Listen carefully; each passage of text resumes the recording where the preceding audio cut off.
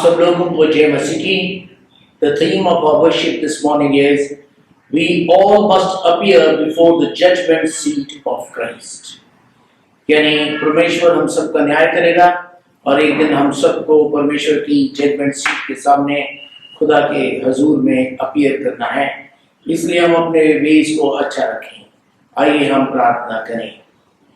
प्यारे खुदावंद, जबकि आपने स्ट्रॉन्ग शब्दों में बोला है कि एक दिन हम सबको खुदावंद तेरे जजमेंट सीट के आगे खड़ा होना है, तो हमें और भी ज्यादा बुद्धि से चलना है ताकि खुदावंद तेरे नाम को जलाल हो।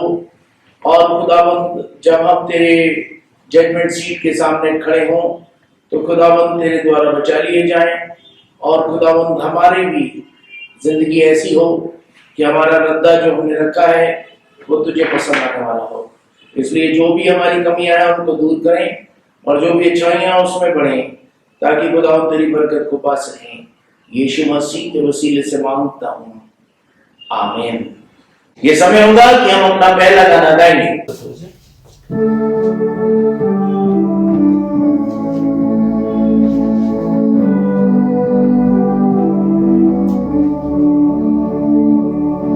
वंदे प्रभु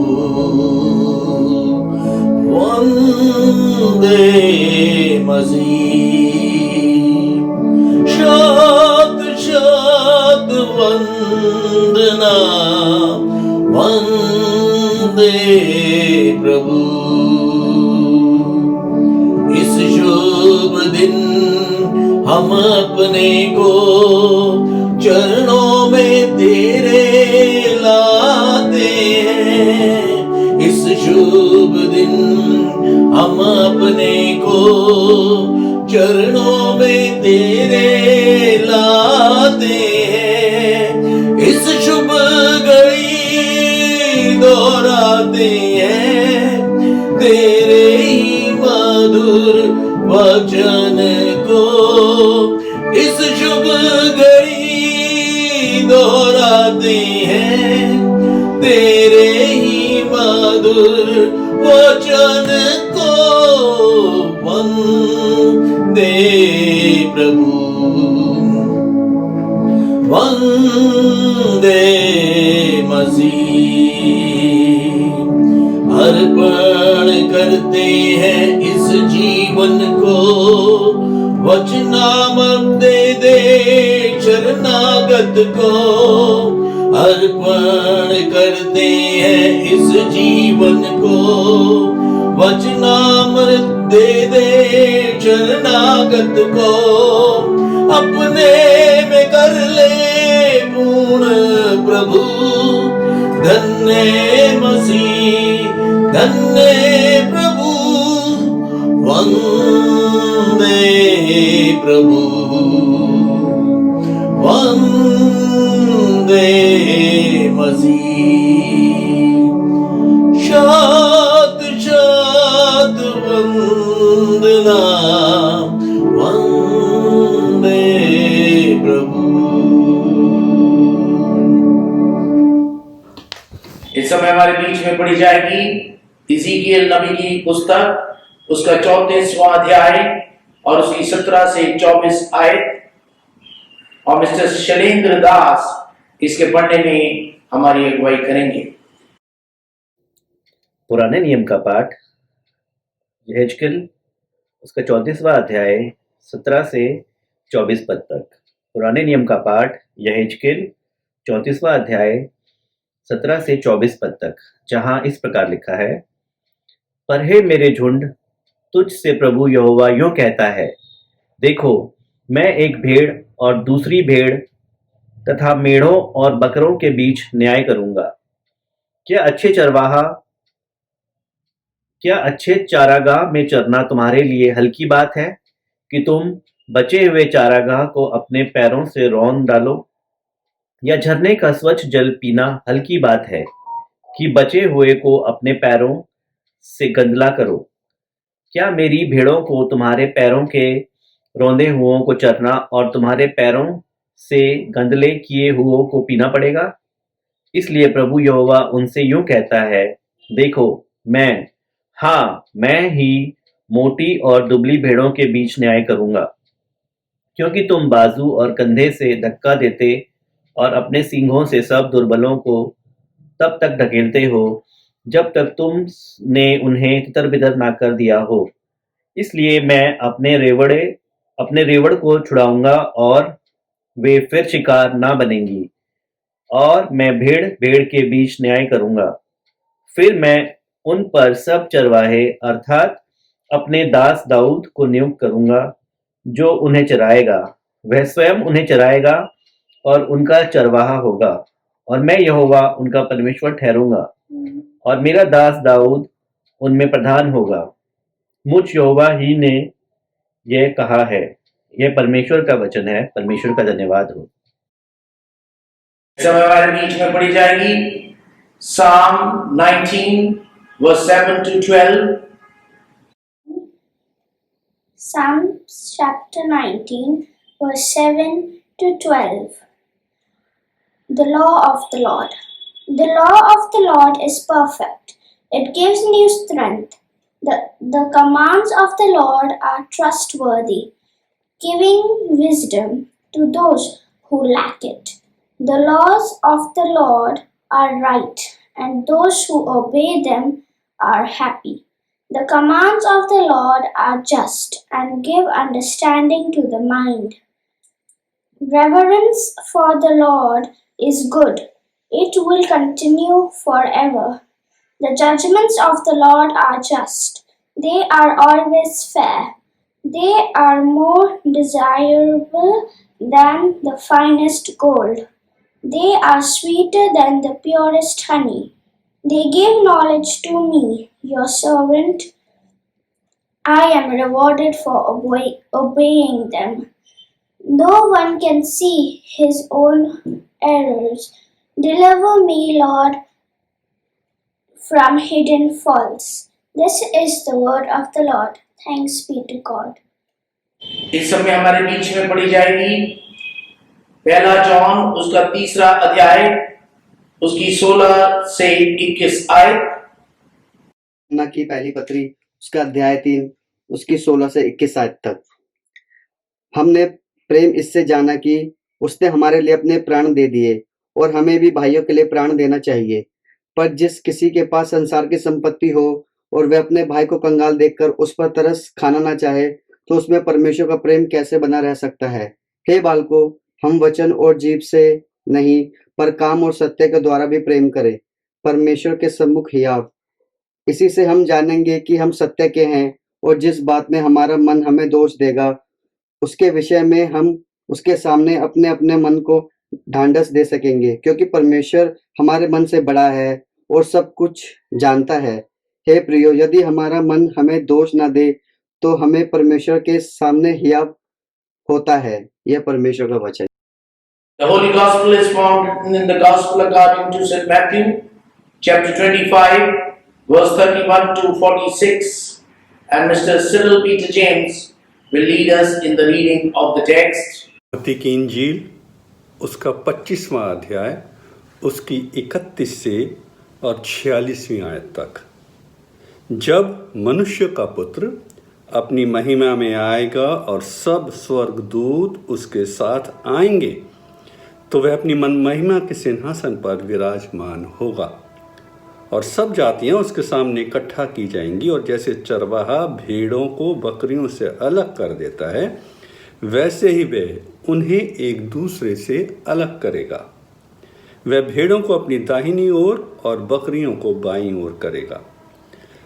तब राजा अपनी दाहिनी ओर वालों से कहेगा, हे मेरे पिता के धन्य लोगों, आओ उस राज्य के अधिकारी हो जाओ जो जगत के आदि से तुम्हारे लिए तैयार किया गया है। क्योंकि मैं भूखा था और तुमने मुझे खाने को दिया, मैं प्यासा था और तुमने मुझे पानी पिलाया, मैं परदेशी था, तुमने मुझे अपने घर में ठहराया, मैं नंगा था और तुमने मुझे कपड़े पहनाए, मैं बीमार था और तुमने मेरी सुधि ली, मैं बंदी गृह में था और तुम मुझसे मिलने आए। तब धर्मी उसको उत्तर देंगे, हे प्रभु, हमने कब तुझे भूखा देखा और खिलाया, या प्यासा देखा और पानी पिलाया? हमने कब तुझे परदेशी देखा और अपने घर में ठहराया, या नंगा देखा और कपड़े पहनाए? हमने कब तुझे बीमार या बंदी गृह में देखा और तुझसे मिलने आए?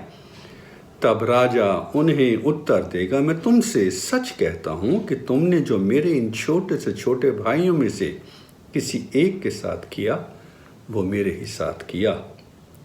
तब वो बाईं ओर वालों से कहेगा, हे शापित लोगों, मेरे सामने से उस अनंत आग में चले जाओ जो शैतान और उसके दूतों के लिए तैयार की गई है। क्योंकि मैं भूखा था और तुमने मुझे खाने को नहीं दिया, मैं प्यासा था, तुमने मुझे पानी नहीं पिलाया, मैं परदेशी था और तुमने मुझे अपने घर में नहीं ठहराया, मैं नंगा था और तुमने मुझे कपड़े नहीं पहनाए, मैं बीमार और बंदी गृह में था और तुमने मेरी सुधि नहीं ली। तब वे उत्तर देंगे, हे प्रभु, हमने तुझे कब भूखा या प्यासा या परदेशी या नंगा या बीमार या बंदी गृह में देखा और तेरी सेवा टहल ना की? तब वह उन्हें उत्तर देगा, मैं तुमसे सच कहता हूँ कि तुमने जो इन छोटे से छोटों में से किसी एक के साथ नहीं किया, वह मेरे साथ भी नहीं किया। और यह अनंत काल दंड भोगेंगे, परंतु धर्मी अनंत जीवन में प्रवेश करेंगे। ये मसीह की इंजील है। Let us pray. आइए हम प्रार्थना करें। May the words of my mouth and the meditations of all our hearts be acceptable in thy sight, O Lord, our strength and our Redeemer. Amen.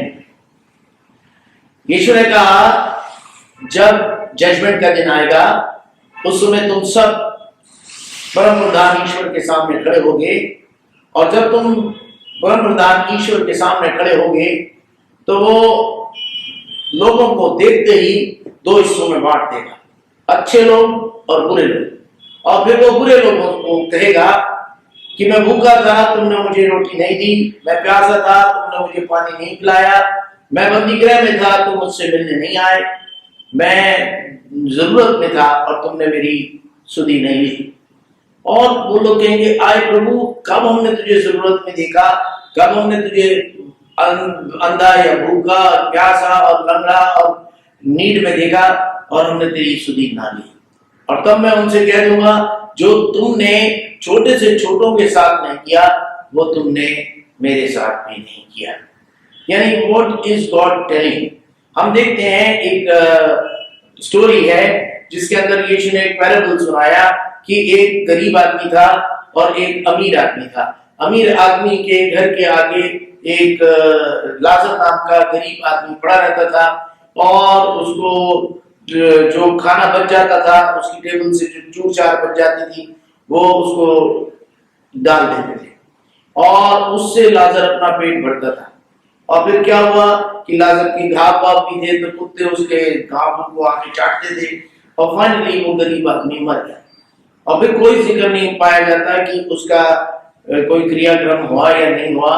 मगर हम देखते हैं यीशु ने जब पैराबल सुनाया, उसने कहा लाजर को उठाकर एंजल्स ने एब्राहम की गोद में बैठा दिया। अब हम देख रहे हैं कि एब्राहम एक बहुत ही रिच आदमी था अपने समय का, ना सिर्फ रिच इन पैसा, मगर वो रिच इन फेथ। और जब ये बच्चा लाजर, जिसको कोई देखने वाला नहीं था, केयर करने वाला नहीं था, तो खुदावंद ने उसको उठाकर इब्राहिम की गोद में बिठा दिया। यानी मतलब परमेश्वर के राज्य में एक अजब चेंज आ जाएगा। जो विश्वास में परमेश्वर के पास चला जाएगा, चाहे वो कितने भी दुख में रहा हो, मगर जब वो परमेश्वर के पास जाएगा तो वो इब्राहिम का वंशज कहलाएगा, इब्राहिम की गोद में उसे रख दिया जाएगा, और इब्राहिम जो है is the father of faith. यानी मतलब विश्वास इज मोर इम्पोर्टेंट। मगर हम थोड़ी देर बाद उसी पैराबल में पढ़ते हैं कि परमेश्वर ने कहा कि थोड़े दिनों बाद वो रिच आदमी भी मर गया, और जब वो वहां पहुंचा तो वो जहन्नम में पहुंचा, और वहां पर वो आग के कढ़ाई में था, वो आग में जल रहा था, और उसने दूर आंखें देख उठा के देखा तो दूसरी साइड गड्ढे के दूसरी साइड यानी वैली के दूसरी साइड लाजर इब्राहिम की गोद में था। और जब उसने उसको देखा, उसने कहा, आए प्रभु, मैं यहाँ जल रहा हूँ, लाजर को कहे कि ये अपनी उंगली पानी में डुबो के मेरी जुबान के ऊपर एक ड्रॉप पानी डाल दे। और हम देखते हैं खुदावंद ने, इब्राहिम ने उससे कहा, खुदावंद की आवाज आई कि तेरे और मेरे बीच में क्या है, एक बहुत बड़ी खाई है, हम आ नहीं सकते एक दूसरे के पास। और तो उसने कहा, आए प्रभु परमेश्वर, ऐसा कर कि इस लाजर को जमीन पर भेज दे, क्योंकि मेरे 4-5 भाई बहन और हैं, वो उनको जाके बताए कि अंत में मेरा बहुत बुरा हो रहा है, क्योंकि मैंने ये लाजर जो मेरे सामने नीडी था, दुखी था, इसको नीड में देखा मगर इसकी कोई मदद नहीं की। हम बहुत अपने आप को क्रिश्चियन कहते हैं, मगर हम जो जरूरतमंद है उनकी मदद नहीं करते। परमेश्वर हमें कह रहा है, यथासंभव जितना आप एक दूसरे की मदद कर सकते हैं जरूर से करें, क्योंकि खुदावंद कह रहा है, मैं तुम्हारे प्रैक्टिकल वे को देखूंगा। अगर हम पहला यूहन्ना उसका 3 अध्याय, उसकी जो चरणाएं थे 16 से 21 जो हमारे सामने पढ़ी गई, उनको देखते हैं तो वहां कहते हैं, वहां क्लियरली लिखा है कि आए लोगों, तुम्हारी कॉन्शियस तुम्हें क्या कहती है। कई बार हमारी कॉन्शियस हमें बोलती ही नहीं। वो अमीर आदमी वहां पर दोजख में क्यों पहुंच गया, वो अमीर आदमी हेल में क्यों पहुंच गया, क्योंकि उसके सामने लाजर नीड में था, मगर उसने उसकी कोई भी सुधी नहीं ली। हम भी अनेकों बार दूसरे की सुधी नहीं लेते, विधवाओं की केयर नहीं करते, कुछ भी ऐसा काम नहीं करते जिसके लिए हमें खुदावंद कमेंडेबल बंदा कहे। परमेश्वर ने कहा है, तुमको मैंने चुना है, तुम सब मेरे दास और दासी हो। एक एक जन जो मेरी आवाज को सुन रहा है, सबको परमेश्वर कहता है, तुम मेरे दास और दासी हो, और तुम्हें मैंने चुना है ताकि तुम जाके फल लाओ। अब वो फल जो है वो मन से होना चाहिए, यानी परमेश्वर का वचन पहला यूहन्ना उसके 3 अध्याय में कह रहा है, अगर तुम्हारी जो कॉन्शियस है वो तुम्हें प्रिक करती है कि नहीं मैं वो नहीं कर रहा जो मुझे करना चाहिए। कई बार कई लोग होते हैं दूसरों के लिए करते चले जाते हैं, लोग सोचते हैं अरे पता नहीं क्या है इनके दिमाग में कि ये क्यों कर रहे हैं, इनका क्या रीजन है। हम अपने अपने माइंड से, जैसा हमारा माइंड होता है वैसे हम दूसरे के को भी हुए सोच रखते हैं, मगर परमेश्वर कह रहा है तुम मेरे माइंड से सोचो। आप अपने आप को कंपेयर करो परमेश्वर के स्टैंडर्ड से, और तुम आप पाओगे कि आप बहुत ही कम हो, और परमेश्वर का स्टैंडर्ड आपको चाहता है कि आप बहुत ऊंचे बनो। तो फिर आप उतना तो नहीं कर पाओगे चाहे जितना परमेश्वर का स्टैंडर्ड कहता है, मगर आप फिर भी कुछ अच्छा तो कर ही दोगे। परमेश्वर हम सबको कहता है धीरे धीरे आगे बढ़ते चले जाएं, एक एक कदम आगे बढ़ाते जाएं। ईच व्यक्ति will help you and some other to win, यानी मतलब आप जो है आगे बढ़ते चले जाएंगे, आपकी कॉन्शियस आपको अच्छा कहे। हम देखते हैं यीशु जो जिक्र आज की गॉस्पेल रीडिंग में था, जब वो उनको कहेगा तुम इटर्नल हेल में चले जाओ क्योंकि तुमने मेरी कोई भी सुधि नहीं ली, वो कहेंगे प्रभु परमेश्वर हमने कब तुझे भूखा प्यासा नंगा और बंदी गृह में देखा। तो परमेश्वर कह देंगे जो तुमने इन छोटे से छोटों के साथ नहीं किया वो तुमने मेरे साथ नहीं किया। फिर परमेश्वर अपने राइट हैंड साइड वालों को कहेगा क्या है मेरे अच्छे दासों, आओ मेरे हेवन में चलो, मैं तुम्हारी केयर करूंगा, I will bless you for all that you have done. क्योंकि मैं भूखा था तो तुमने मेरी सुधि ली, मैं प्यासा था तुमने मुझे पानी पिलाया, मैं बंदी गृह में था और तुम मुझसे मिलने आए। और कहेंगे प्रभु हमने कब तेरी साथ ऐसा किया, और यीशु कहते हैं कि मैं उनको सच सच कह दूंगा जो तुमने छोटे से छोटों के साथ किया वो तुमने मेरे साथ किया। अब देखते हैं बहुत से लोगों ने बहुत से लोगों की बहुत बहुत मदद की, यानी मतलब मदर टेरेसा एक हमारे सामने लिविंग सेंट रही इस कंट्री में, जिन्होंने और लोगों के लिए अपना सर्वस्व निछावर कर दिया। हमको परमेश्वर से कुछ सीखना है, हमको केयर करना सीखना है एक दूसरे की। यीशु ने कहा तुम मेरे सामने जब आओगे तो तुम्हारी कॉन्शियस कहनी चाहिए कि हाँ तुमने मेरे वचन से कुछ सीखा, और वो तुम्हारे एक्शन में दिखाई भी दिया। ऐसा नहीं है कि हमने सीखा और एक्शन में दिखाई नहीं दिया। परमेश्वर हमसे कहता है तुम एक दूसरे से प्यार करना, अपने पास्टर्स का आदर करना। कहाँ हम ऐसा करते हैं? मगर अगर हम करें तो प्रभु कहता है मैं तुम्हें एक ताज दूंगा, और वो ताज कोई भी ले नहीं सकता। यानी मतलब जो परमेश्वर की बात को करेगा पूरा, वो उसकी बरकत को कोई ले ही नहीं सकता। यानी मतलब परमेश्वर मुझे और आपको कहता है कि हम उसकी बरकत को लेने वाले अच्छे और नेक लोग बने। अगर हम भजन संहिता उसका 19वां अध्याय और उसकी 14वीं आयत पढ़ें, जो कि बहुत पादरी साहब अपने सरमन से पहले बोलते हैं, मेरे मुंह के वचन और मेरे हृदय का ध्यान तेरे सम्मुख ग्रहण योग्य हो। आए हमारे परमेश्वर, हमारी चट्टान और हमारे फिदिया देने वाले। यानी परमेश्वर हमारे वचनों को और हमारे हृदय के विचारों को चाहता है कि वो परमेश्वर के आगे ग्रहण योग्य हो। यानी हमारा जो वचन है और हमारा जो हृदय है और हमारी जो चाल है, ये ऐसी होनी चाहिए जो परमेश्वर के सामने ग्रहण योग्य हो। और ये चीज देखनी हमारी ड्यूटी है। एज अ शेपर्ड प्रभु ने हमें एक अगुवाई दी है, एक ऑर्डर दिया है कि हम देखें कि हर एक बंदे के अंदर जो त्रुटि है उसको हम त्रुटि बोलें, और सारी दुनिया में ना बोलें, अकेले में उसको बताएं, समझाएं। कई बार लोग कहते हैं पादरी साहब आप उनको तो समझाते नहीं।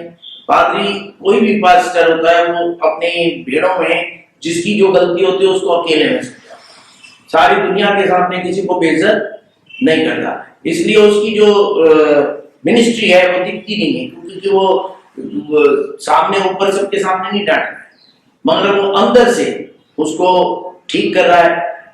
गुरु जो है कुमार है, और शीश क्या है? कुम है। गुरु कुमार शीश कुम है, गड़ी गड़ी काटे खोट। वो हर स्टेप पे खोट को दूर करता है, अंदर हाथ सहार दे, अंदर से तो वो सहारा देता है, और बाहर बाई चोट, यानी बुद्धि से वो उसको मोल्ड करना चाह रहा है। परमेश्वर अपने लोगों को मोल्ड करना चाह रहा है, और क्या हम मोल्ड होने को तैयार हैं? हमें वो चोटें तो दिखती हैं, मगर वो जो कि हमारे लिए बनाया जा रहा है सिस्टम, जिससे कि हमारा शेप बनता है, उसको हम पहचानने की कोशिश करें, क्योंकि खुदावंद हमें कुछ बनाना चाहता है। He wants us to make a vessel of use। वो हमें यूजफुल इंसान बनाना चाहता है, और कोई भी इंसान, कोई भी बर्तन बगैर गूंदे बन नहीं सकता। यानी मट्टी को गूंदा जाता है, उसके अंदर से खोट निकाला जाता है, उसकी खोट को दूर किया जाता है, ताकि जब मट्टी चाक में रखी जाए और उसको शेप दिया जाए तो उसके अंदर डले ना मिले। और डलों को निकालना क्या है? ये शेपर्ड्स की ड्यूटी है। परमेश्वर हमें और सारे और लोगों को चाहता है कि हम दूसरे के अंदर त्रुटि नहीं ढूंढें, मगर हम उन त्रुटियों को दूर करने वाले लोग बने, धीरे धीरे, हल्के हल्के, वाइजली, ताकि इंसान बनता चला जाए। परमेश्वर मुझे और आपको चाहता है कि हमारी सुधि हम लेना सीखें, यानी वी में चेंज आवरसेल्व्स। तो इसलिए परमेश्वर ने अपना वचन दिया, और वचन 19 में क्लियरली लिखा है कि तेरे वचन के मिलने से, तेरे वर्ड से मेरी गाइडेंस आती है, तेरे वचन को पढ़ने से मेरे मुंह पे एक चमक आ जाती है, तेरे वचन से तेरा दास जो है चिताया जाता है, और गलत काम करने से तेरे वचन के कारण वो रुक भी जाता है। यानी परमेश्वर मुझे और आपको चाहता है कि हम परमेश्वर के वचन में समय बिताएं और अपने आप को चेंज करते चले जाएं। तब हम अपनी अपनी खुदी का इनकार करेंगे, तब हमारे सामने कोई नीड में आएगा तो हम उसको छोड़ नहीं देंगे। हम विधवा की केयर करेंगे, हम बच्चों की मदद करेंगे, हम कुछ ऐसे काम करने की कोशिश करेंगे। और परमेश्वर सब में इंटरेस्टेड है। यानी अगर हम यंग हो चाहे ओल्ड हो, हर एक बंदे को परमेश्वर चाहता है कि हम काम करें, और काम करें उस तरीके से जिस प्रकार से परमेश्वर चाहता है। और परमेश्वर कहता है कि तुम बैठे बैठे स्वप्नदर्शी लोग मत बनो। कई बार हम सपने बहुत देखते हैं, और वो सपने ही सपने होंगे, सपनों के महल बनाते रहते हैं, और वो सपने साकार करने के लिए आपको मेहनत करनी पड़ती है। और परमेश्वर कह रहा है हम सब अपनी अपनी मेहनत में लगे, चाहे वो किसी भी प्रकार की मेहनत हो। कई बार हम जो हैं बैठे बैठे बड़ी बड़ी बातें करते हैं, ये होना चाहिए, ये करना चाहिए, इसको ये करना चाहिए, मगर अपने आप कुछ भी नहीं करते। तो परमेश्वर कह रहा है चाहिए तो बहुत कुछ करना, मगर आप क्या कर रहे हैं?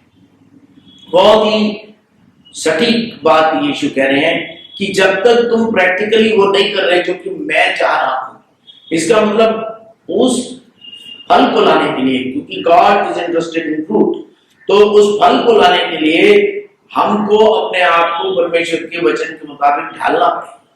और जब हम परमेश्वर के वचन के मुताबिक ढलेंगे तब हमारा मुख रोशन हो जाएगा, तब हमारे अंदर एक नई जान आ जाएगी। उस जान से हम बहुत बड़े बड़े काम कर पाएंगे। आज कोविड का जमाना है, हम सबको बहुत अपने आप को प्रोटेक्ट करना है। चारों तरफ जंग फैलता जा रहा है और सरकारें भी घबराई हुई हैं, लॉकडाउन की बातें होती हैं और ऐसे ऐसे वीडियोस आते हैं कि भी बहुत से लोग मर रहे हैं, और सच में बहुत से लोग मर भी गए। हम उन सबको दुआ में याद करते हैं कि भाई खुदा तो उनके खानदान वालों को और उन लोगों को शांति दे।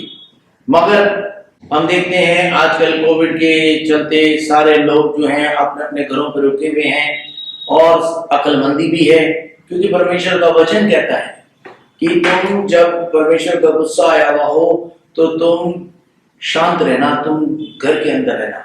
हम 3-4 जगह पर ऐसे रेफरेंसेस को देखते हैं। जब नूह जो था वो बोट बना रहा था, और जब किश्ती बन गई तो खुदावंद ने नूह को कहा कि तुम किश्ती में घुस जाना, और जब तक परमेश्वर ने उसे आज्ञा नहीं दी वो किश्ती से बाहर नहीं आया। और उस किश्ती में पूरे 1 साल तक वो रहे, और जिस समय वो किश्ती में घुसे उसके 7 दिन बाद बारिश आई। अब उनको 7 दिन पहले अंदर चले गए और लोग तो हंसी उड़ा रहे होंगे कि ये अरे ये अच्छे डरपोक हैं, क्योंकि जब बीमारी है, जब परमेश्वर का परले है, जब गुस्सा है, तो हमको अपने आप को छुपा के रखना है और सभी को छुपा के रखना है। ये कोई बिरला ना बने, कोई भी इस चीज को ये ना समझे मैं बड़ा ताकतवर दिख रहा हूं कि मेरे को कोई डर नहीं लगता, क्योंकि इसमें कोई बुद्धि ही नहीं है। परमेश्वर का वचन कहता है तुम सब छुपा के रखना, अपने आप को छुप के रहना। जिस समय यीशु ने कहा मूसा से कि तू बर्रे को काटना, मैं एक्सोडस की पुस्तक उसका 12वां अध्याय को रेफर कर रहा हूं, तो वहां लिखा है कि जब तू बर्रे को काटे और उसके लहू को तू डोर पोस्ट और लिंटल्स पे लगाना, और जितने भी घर में लोग हों वो सब घर के अंदर बने रहे, बाहर विचरण मत करते फिरना। आज सरकारें कह रही हैं कि भाई ज्यादा इधर उधर मत जाओ, सोशल डिस्टेंसिंग रखो। कई लोगों को ये बात ही नहीं समझ आ रही कि जितना तुम बाहर निकलोगे उतना ही तुम एक दूसरे को या तो जम फैलाओगे या खुद जम को अपने घर ले आओगे। तो हमको बहुत ज्यादा अपना ध्यान रखना है और हतोत्साहित नहीं होना है, क्योंकि ये कोई समय मजाक का नहीं है। क्योंकि बहुत से लोगों का हमें पता चल रहा है कि उनकी डेथ हो गई, क्या थी उम्र, 40 साल की उम्र थी और वो लोग चले गए। तो छोटी छोटी उम्र में लोग अपनी जिंदगी खो रहे हैं। तो परमेश्वर ने आपको ये जिंदगी दी है, प्रोटेक्ट करना आपकी ड्यूटी बनती है। तो आप लोग सब अपने आप को बचा के रखें, क्योंकि परमेश्वर अपनी बात को मानने वालों से खुश होता है। Obedience is what God needs. और हमने बाइबल में से हम बता रहे हैं कैसे नूह और उसका खानदान वो शिप जो उन्होंने बनाई उसके अंदर घुस गए, और वो घुस के शिप के दरवाजे बंद कर दिए, और उसके 7 दिन बाद बारिश आई। यानी 7 दिन से खुदावंद ने उनको अंदर वो तो लॉकअप हो गए, और लोग कह रहे होंगे भाई देखो ये तो अंदर हो गए, आप बारिश तो कुछ आई नहीं। मगर परमेश्वर के ऑर्डर को उन्होंने माना। मूसा के समय में उन्होंने परमेश्वर के ऑर्डर को माना। मूसा ने कहा कोई भी इधर उधर विचरण ना करे, तो सब अंदर रहे, और जो घर के अंदर थे सब बचाए गए। तो परमेश्वर मुझे और आपको आज कह रहा है कि जब तक ये बीमारी महामारी टल नहीं जाती, इसके साथ कोई मजाक नहीं है, इसके साथ कोई खेल नहीं है। हम अपने आप को प्रोटेक्ट करके रखें, क्योंकि हम इंसान हैं। बड़े बड़े सूरमा, बड़े बड़े ताकतवर लोग जब आता है तो उससे कहाँ लड़ सकते हैं, और उससे बचाना अपने आप को बुद्धि है, अकल है। जब हम भजन जो हमारे सामने भजन 19 पढ़ा गया तो उसको जब हम देखते हैं तो बहुत ही हमें बुद्धि की बात बताता है। मैं आपके सामने पढ़ दूं ताकि हम सबको ये बात अपने मन पे अंकित कर लेनी चाहिए। यहोवा की व्यवस्था खरी है, यानी यहोवा की व्यवस्था सही है और वह प्राण को बहाल कर देती है। यहोवा के नियम विश्वास योग्य हैं, साधारण लोगों को बुद्धिमान बना देते हैं। यानी मतलब ये बेवकूफी है कि हम एक जंग के आगे जाके वैसे खड़े हो जाएं, तो वो साधारण लोगों को बुद्धिमान बना देती है। यहोवा के उपदेश सिद्ध हैं, हृदय को आनंदित कर देते हैं। यहोवा की आज्ञा निर्मल है और आंखों में ज्योति ले आती है। यहोवा का भय पवित्र है, वह अनंत काल तक स्थिर रहता है। यानी परमेश्वर का भय हमें गलत काम करने से भय भी सिखाता है कि हम गलत काम करने से डरें। कई बार लोग होते हैं वो गलत काम करते हुए नहीं डरते। हम हेलमेट नहीं पहनेंगे, मैं हेलमेट नहीं पहनता, इसमें क्या बड़ी ग्रेट बात है। You must follow the law, सबको लॉ को फॉलो करना है। यानी मतलब कि कई लोग लॉ को तोड़ने में बड़ी गर्व फील करते हैं, गर्वान्वित फील करते हैं। It is nothing but foolishness. परमेश्वर कह रहा है कि जो लॉ है वो इसलिए लिखे गए हैं ताकि आप उसको फॉलो करें। तो परमेश्वर के नियम जो हैं वो पवित्र हैं और अनंत काल तक स्थिर हैं। परमेश्वर के नियम सत्य और पूरी तरह से धर्म में हैं। वे तो सोने से और बहुत कुंदन से भी बढ़कर मनोहर हैं। वे मधुर और टपकने वाले छत्ते से भी बढ़कर मधुर हैं। उन्हीं से तेरा दास चिताया जाता है और उसके पालन करने से बड़ा ही प्रतिफल मिलता है। यानी लॉ को अबाइडिंग करने से, लॉ अबाइडिंग सिटीजन जो खुदावंत की लॉ को मानता है, और खुदावंत का लॉ कहता है तू परमेश्वर का लॉ को मान, तू जो सरकारी लॉ है उसको भी मान। यानी मतलब परमेश्वर हमें चाह रहा है कि हम ओबीडियंट लोग बने। वो कह रहे हैं उसी से तेरा दास चिताया जाता है और उसके पालन करने से बड़ा ही प्रतिफल मिलता है। अपनी भूल चूक को कौन समझ सकता है? मेरे गुप्त पापों से भी तू मुझे पवित्र कर। परमेश्वर मुझे आपको पवित्र करने आया और साथ ही साथ हमारे अंदर एक ऐसी फीलिंग डालने आया कि हम परमेश्वर की राह पर चलें, उसके जैसे काम करें और हम इस बात पे गर्वान्वित ना हो कि हम रूल तोड़ते हैं। जो रूल बनाया गया है, चाहे जो भी रूल है, उसको फॉलो करना हमारा क्रम होना चाहिए कि भी जो हमने रूल बनाया हम उसको फॉलो करेंगे। अब रूल बनाया जाता है ताकि हम उसको फॉलो करें। वो कह रहे हैं तू अपने दास को ढिठाई के पापों से भी बचाया। कई लोग बड़े ढीठ हो जाते हैं, नहीं मैं नहीं करूंगा, जो भी कर लो मैं तो नहीं करूंगा। ये कोई भी किसी तरीके से भी अकलमंदी नहीं है। दाऊद कह रहा है कि आज परमेश्वर अपने दास को ढिठाई के का पाप करने से भी बचा। हम ढीठ ना बन जाए, क्योंकि हमें तो करना ही नहीं है और तब मैं सिद्ध हो जाऊंगा और बड़े अपराधों से मुझे बचाएगा और बड़े अपराधों से बचा रहूंगा। मेरे मुंह के वचन और मेरे हृदय के विचार तेरे समुद्र योग्य हो। आय परमेश्वर मेरी चट्टान और मेरे फिदिया देने वाले। यानी परमेश्वर ने हमारे लिए फिदिया दे दिया है, उसने हमारे लिए पेमेंट दे दी है, उसने हमें बचा लिया है। मगर इसलिए नहीं कि हम गुनाह करते रहें, इसलिए नहीं कि हम ढिठाई करते रहें, ढिठाई के पाप करते रहें। हम लॉ को माने, परमेश्वर के लॉ को माने, सरकार के लॉ को माने और परमेश्वर के अच्छे और नेक लोग बने। तो तब परमेश्वर की शांति जो समझ से बिल्कुल परे हमारे हृदय और विचारों को मसीह यीशु में सुरक्षित रखेगी। खुदा आप सबके साथ हो। आइए हम प्रार्थना करें। खुदा हम तेरे सामने अपने सरों को झुकाते हैं। तेरा वचन सच्चा और काया हुआ है, उसी के द्वारा तेरे दास जो हैं उनके मुंह चमकते हैं। और खुदावंद कि हम सब ढिठाई के पापों से बचे रहें, एक दूसरे से प्यार करें, एक दूसरे की सुधि लें।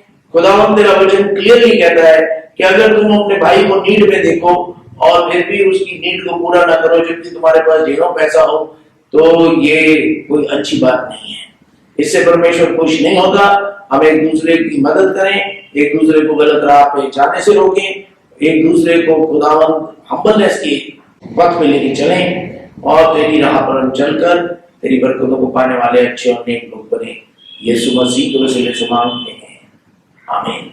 We will have our intercessions, and Miss Catherine will lead us in our intercessions. In our intercession, let us join our prayer for the whole human family with an unceasing prayer of Christ the Lord.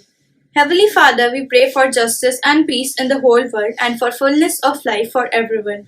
Lord, in your mercy, Hear our prayers. for all who lived in this place, for the removal of all that divides us from each other, and for true harmony in our country. Lord, in your mercy, Hear our prayers. for all engaged in agriculture, industry, and commerce, for all workers skilled and unskilled, and for all those who defend our country. Lord, in your mercy, Hear our prayers. for teachers and students, scientists, artists, and writers, and for all who influence the mind and hearts of others. Lord, in your mercy, Hear our prayers. for those who are suffering, the poor, the hungry, the destitute and oppressed, the unemployed, the sick, and the dying, and for all who help them. Lord, in your mercy, Hear our prayers. for all to whom authority is entrusted in this and other countries, and especially for our President, the Prime Minister, the Governor, and the Chief Minister of the state, and for all who have power over other people. Lord, in your mercy, Hear our prayers. for the unity of all Christian people, and for their witness and service in the world. Lord, in your mercy, Hear our prayers. for your whole church in our country, for its councils, leaders, especially for our moderator of Church of South India, Metropolitan of Mar Thoma Church, for our bishop, for our presbyter, and for all other ministers of your church that may be faithful in their ministry. Lord, in your mercy, Hear our prayers. that with all your people who have faithfully served you in this life, we also may share in the eternal joy of your kingdom. Lord, in your mercy, Hear our prayers. Hasten, Heavenly Father, the coming of your kingdom, and grant these petitions which we offer in your name, of your our Lord and Savior Jesus Christ. प्रभु परमेश्वर, हम दुआ करते हैं mister Ambrose और उनके खानदान के लिए।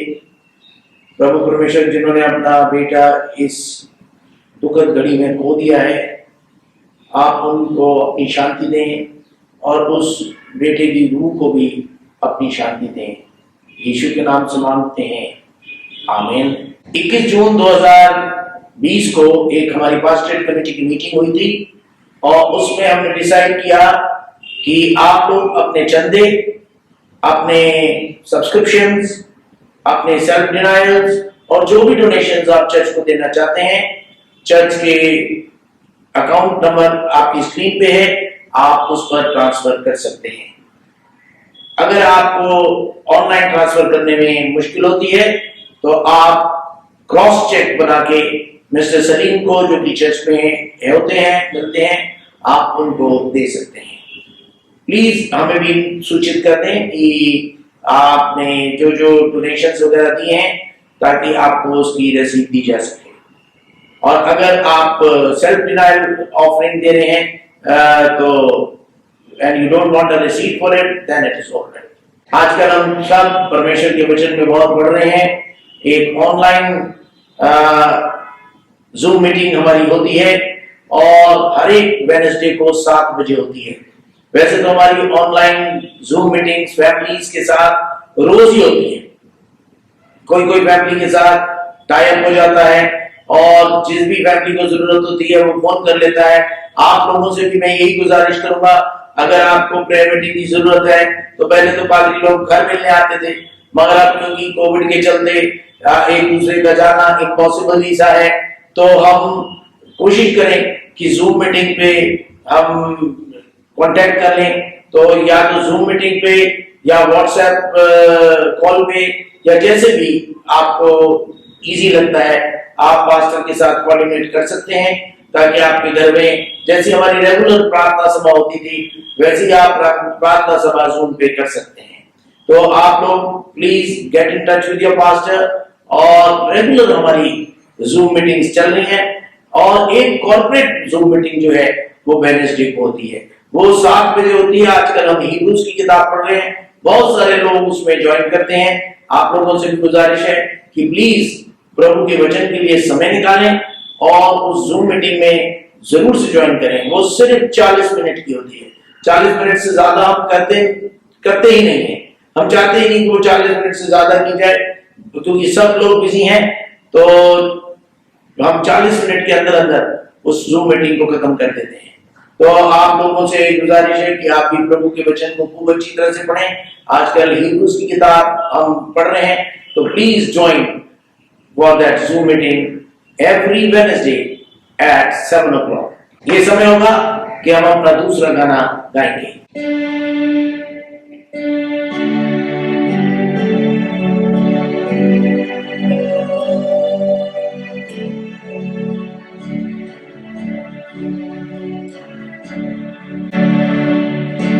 मुबारक है वक्त दुआ जब झोंके बेगा दुनिया का, मैं अपने पाप के पागुज़ू मांगता हूँ जो है ज़रूर।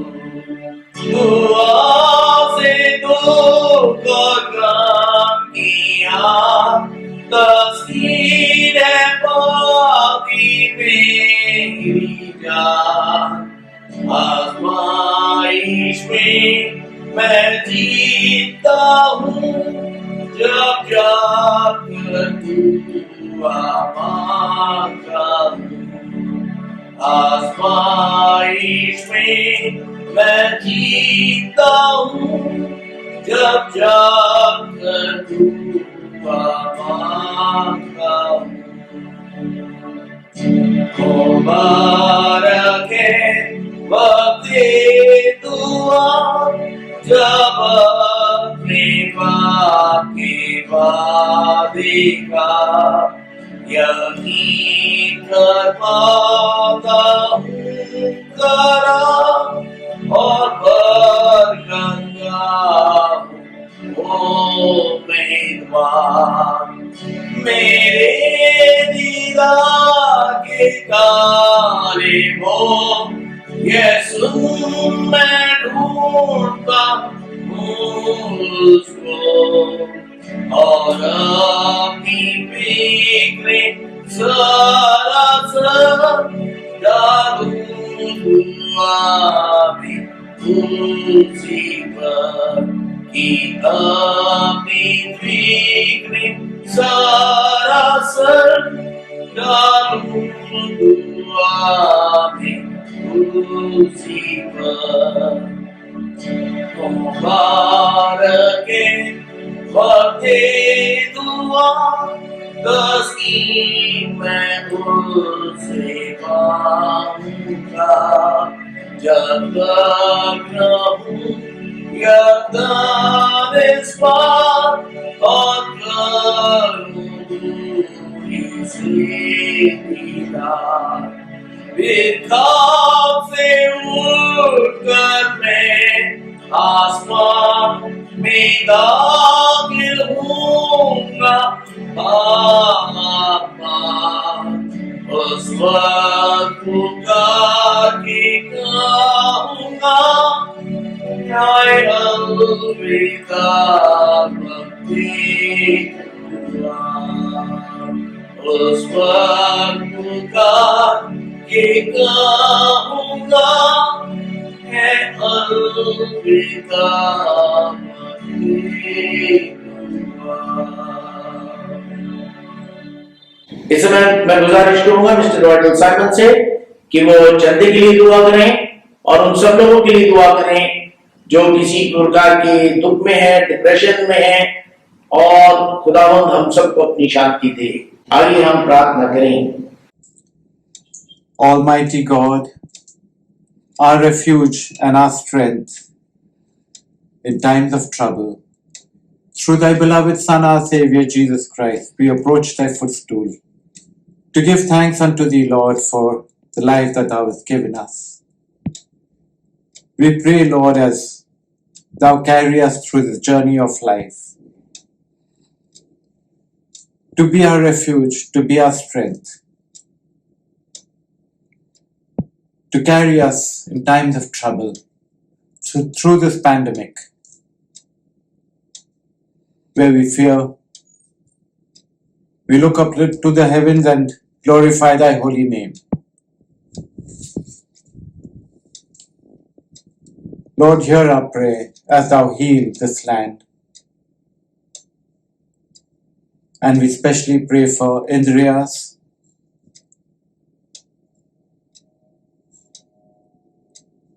We beseech thee to be with the family, comforting Mr. Ambrose and his family during this time as they grieve for Indrias.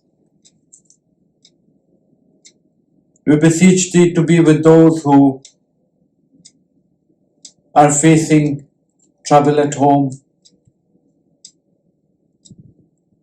those who have lost their employment, those who are finding it difficult to make two ends meet at home, Lord. We pray that thou comfort them. Let them walk in thy light. Show them the way, Lord. For it is thee and thee alone who carries us through the sands of time in times of trouble.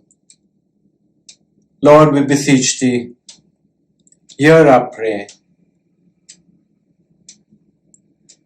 And as we gather, Lord, we give unto thee what is thine own. And we give it with a willing heart and an open heart, Lord. Bless this collection that is given unto thy altar, that it may multiply for the glory of thy kingdom and the good of thy people.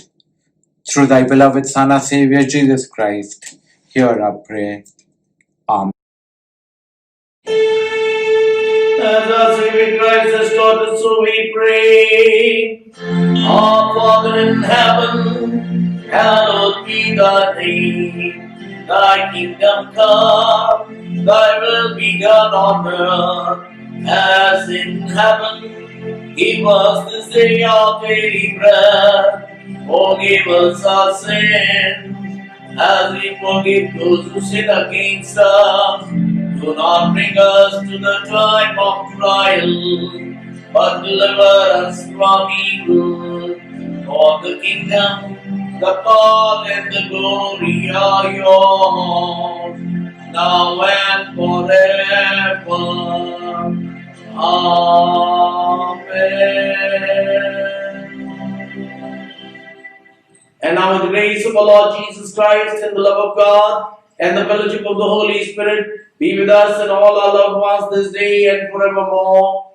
Amen. And the blessing of God Almighty, the Father, the Son, and the Holy Spirit be amongst us and remain with us always. Amen. Amen. Amen.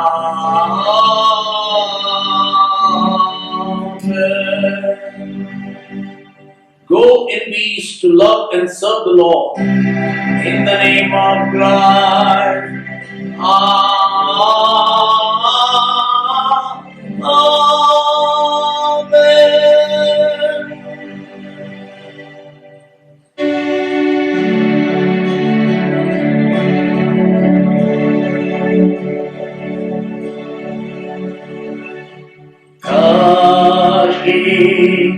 यीशु की खूबियाँ मुझ में हो, उसका जोश और मोहब्बत मिले मुझको, रूहे इलाही दुआ और फिर मुझको जिला ताकि यीशु की खूबियाँ मुझ में हो।